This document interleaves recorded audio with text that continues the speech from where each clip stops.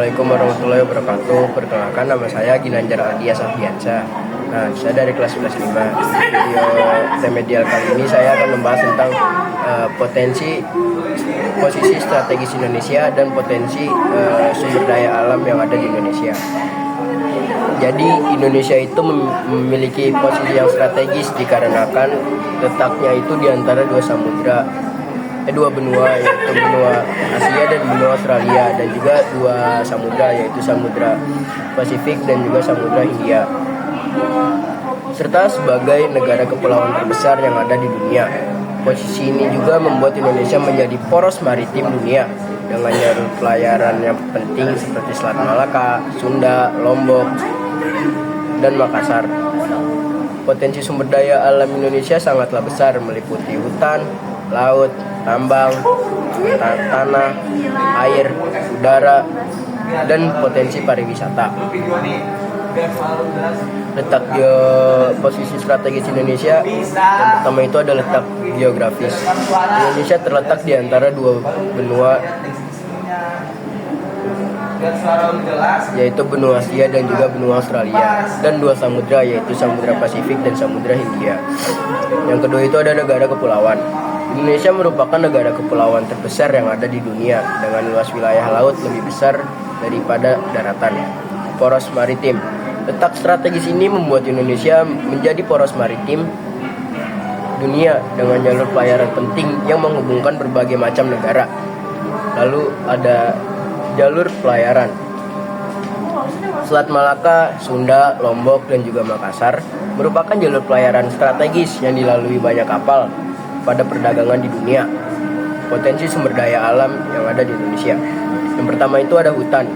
Potensi hutan sangat besar, baik sebagai paru-paru dunia, penopang air, dan sumber kayu. Laut Indonesia memiliki kekayaan hayati yang sangatlah besar, termasuk ikan, terumbu karang, dan potensi perikanan. Lalu ada tambang. Indonesia itu kaya akan sumber daya mineral dan bahan bakar fosil seperti batu bara, minyak, gas, timah, dan juga nikel. Tanah di Indonesia itu sangatlah beragam,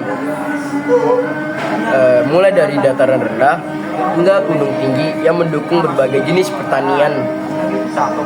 Lalu ada air. Indonesia itu memiliki air yang besar, baik air permukaan maupun air tanah yang penting untuk irigasi dan kebutuhan lainnya. Amin. Udara. Potensi udara Indonesia juga besar, terutama untuk transportasi udara dan pariwisata. Indonesia memiliki potensi pariwisata yang sangat besar dengan berbagai destinasi wisata alam dan juga budaya.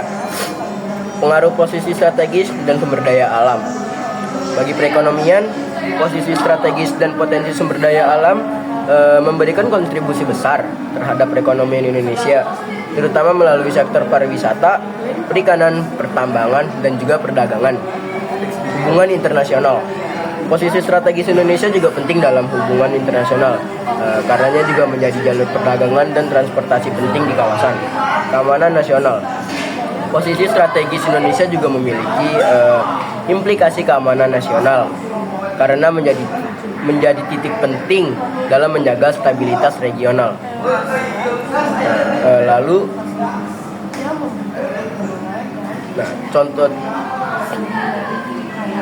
contoh sumber daya non hayati yaitu ada mineral dan tambang, emas dan tembaga, batu bara itu dari Kalimantan dan juga Sumatera, timah dari Bangka Belitung, nikel Sulawesi dan Maluku. Nah, kalau untuk energi, minyak bumi dan gas alam itu dari Blok Cepu, Arum, Mahakam.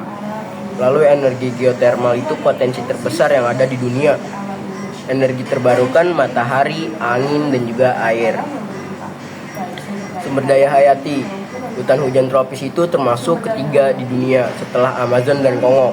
Menyimpan keanekaragaman flora dan juga fauna. Pertanian dan perkebunan. Penghasil utama kelapa sawit, karet, kopi, teh, dan rempah-rempah lain. Perikanan itu memiliki laut yang luas dengan potensi ikan yang sangat besar, termasuk ikan tuna, udang, dan rumput laut. Lalu itu ada tantangan pengolahan sumber daya alam. Yang pertama ada eksploitasi berlebihan, deforestasi, atau penambangan liar, kerusakan lingkungan, polusi, abrasi, dan pantai. Tergantungan pada sumber daya alam itu tidak terbarukan. Letak sosial budaya. Sebagai negara kepulauan terbesar di dunia dengan lebih dari 17.000 pulau, Indonesia itu memiliki keragaman etnis, bahasa, budaya, dan lain-lain. Menjadi titik persilangan budaya Asia, Melayu, Arab, India, dan Barat. Sekian dari saya. Wassalamualaikum warahmatullahi wabarakatuh. Thanks for watching. Please subscribe.